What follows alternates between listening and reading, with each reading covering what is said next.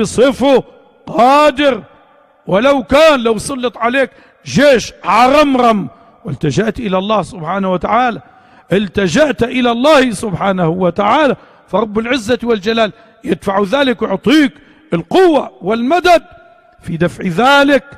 ذكرت منذ يومين وأذكر هذا لأن البعض ربما يستغرب على ممر الزمان بعض الكرامات. شيخنا الشيخ عبد الرزاق الحلبي رضي الله عنه يقول هذه أول مرة أنا سمعتها. لا، اسمع هذا، اسمعه. قاله ولده وأولاده أحياء يرزقون. قلت لشيخنا الشيخ عبد الفتاح البزم هذا الكلام يوم الأحد، قلت له يا سيدي حدثني ابن شيخنا سيد ذكوان، نعم حدثني أنه في يوم من الأيام في أيام مرض شيخنا ما كان يستطيع أن يقوم من مكانه إلا بمعين، ما يستطيع القيام في تلك الآونة.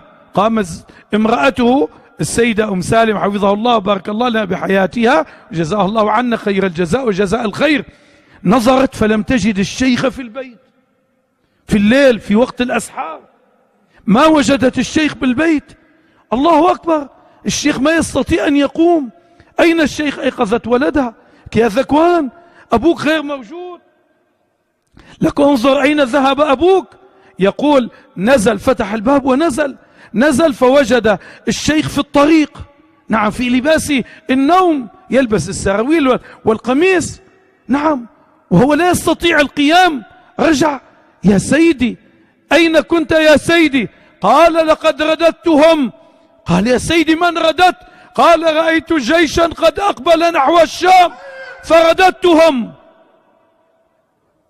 قال: رأيت جيشا أقبل نحو الشام فرددتهم. في الوقت الذي الشيخ لا يستطيع أن يقوم من مكانه. كن فيكون، رب العزة والجلال قادر.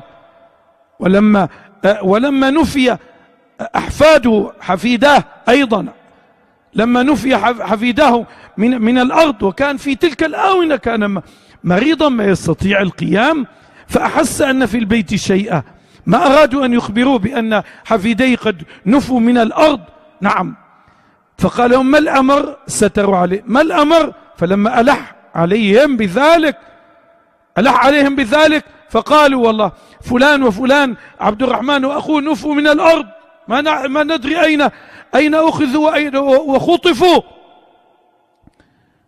بعد لحظات نظروا إلى الشيخ وقد تغير لونه وتوجه قلبه إلى الله وهو ضعيف، فإذا به يبسط يده هكذا ويقول: هاتوهم.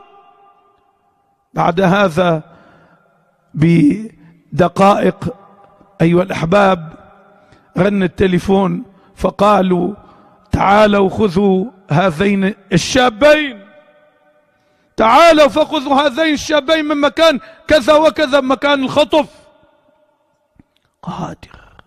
قادر. نسأل الله أن يرزقنا الفهم. أعوذ بكلمة الله التامة، ما هي كلمة الله؟ كن فيكون. لكن علينا أن يكون عندنا الجمال يا عيني، فأهلا وسهلا